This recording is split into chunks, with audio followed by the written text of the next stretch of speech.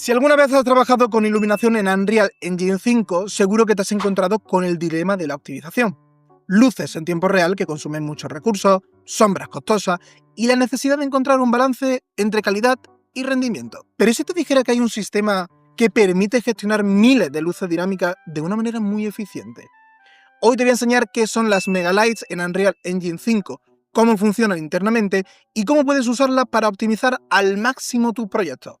Antes de comenzar con el vídeo, recordarte que estamos construyendo una comunidad de Discord donde ayudar a desarrolladores con sus proyectos y su duda, sobre todo en Unreal Engine, pero también hay muchos desarrolladores de otros motores gráficos como Unity, por ejemplo.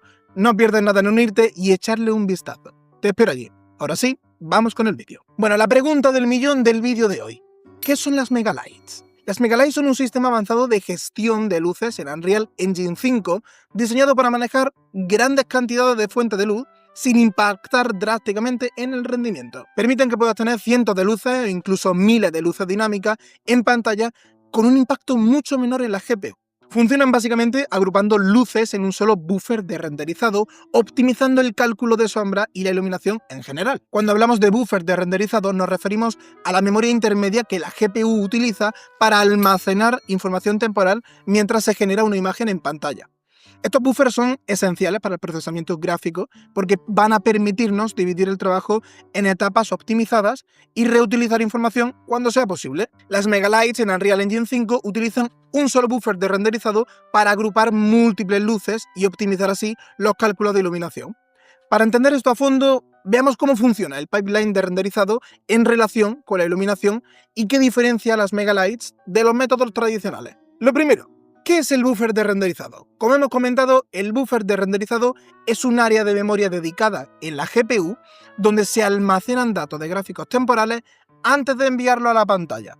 Se utiliza para gestionar distintos aspectos de renderizado como el color buffer, que almacena los colores finales de cada píxel en pantalla, el Z-buffer, que almacena la profundidad de los objetos en escena para determinar qué elementos están delante y qué elementos deben ocultarse, el stencil buffer, que va a definir máscaras y regiones para efectos especiales, los shadow maps, que lo habréis escuchado muchísimas veces, básicamente guarda información de sombras generadas por fuentes de luz, y el Geometry Buffer, el G-Buffer, que almacena datos de normal, color, material, profundidad de renderizados diferidos, etc. Para la iluminación, normalmente, cada luz en una escena requiere cálculos individuales para determinar cómo afecta a los objetos. Esto implica múltiples llamadas a la GPU, los llamados draw calls. Y por supuesto, un alto uso de memoria si hay muchísimas luces dinámicas. En un sistema de iluminación tradicional, la GPU realiza los siguientes pasos para cada luz.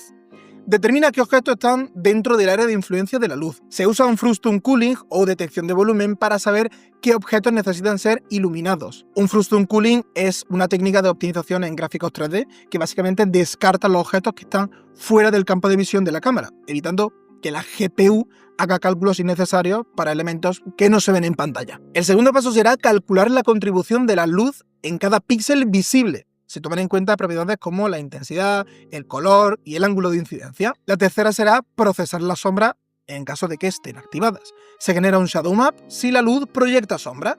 Para cada fragmento en pantalla se compara su profundidad con la sombra almacenada en el buffer. Y por último, combinamos los resultados con el color de los materiales. Se realiza un cálculo de sombreado utilizando el modelo de iluminación seleccionado, Lambert, Pong, PBR, etc. Y estos 4 procesos se repiten para cada luz en cada escena, lo que puede hacer que el renderizado se vuelva muy costoso, sobre todo si hay mucha fuente de luz dinámica. ¿Cómo optimiza Unreal Engine 5 las Megalights? En lugar de realizar estos cálculos para cada luz individual, las Megalights agrupan múltiples luces en un solo buffer de renderizado. Esto significa que se utiliza una sola pasada de renderizado en lugar de una por cada luz. En lugar de enviar 100 luces individuales a la GPU, Unreal Engine agrupa 100 luces en un solo Megalight cluster.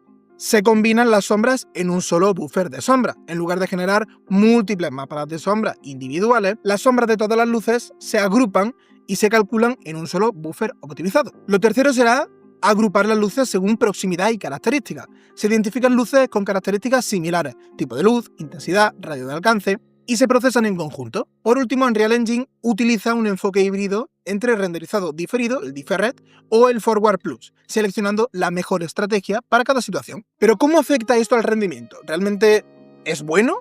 Bueno, el hecho de utilizar un solo buffer de renderizado para múltiples luces tiene beneficios clave.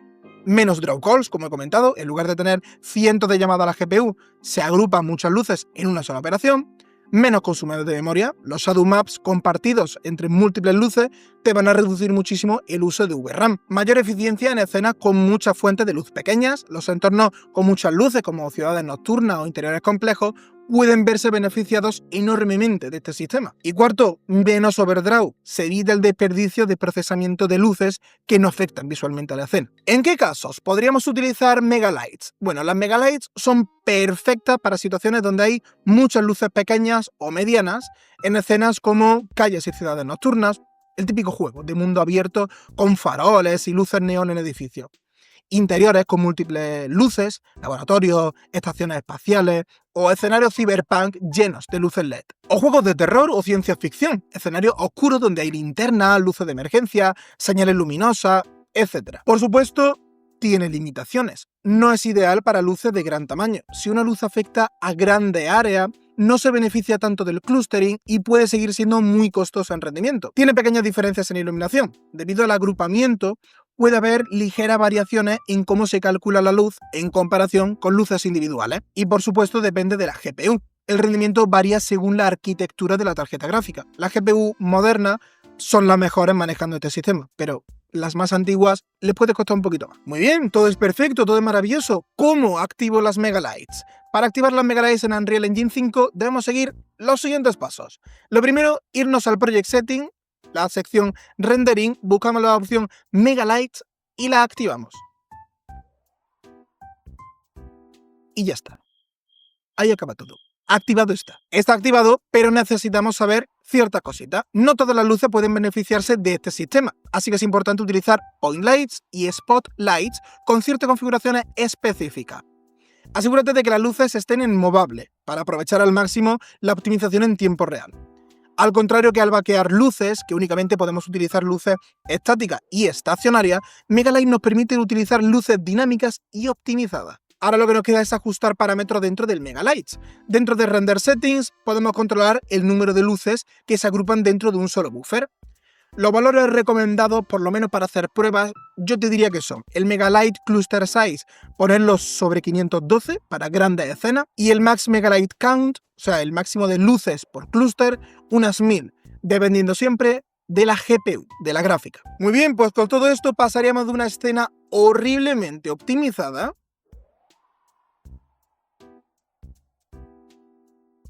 a una escena en la que tengo el máximo de FPS posible.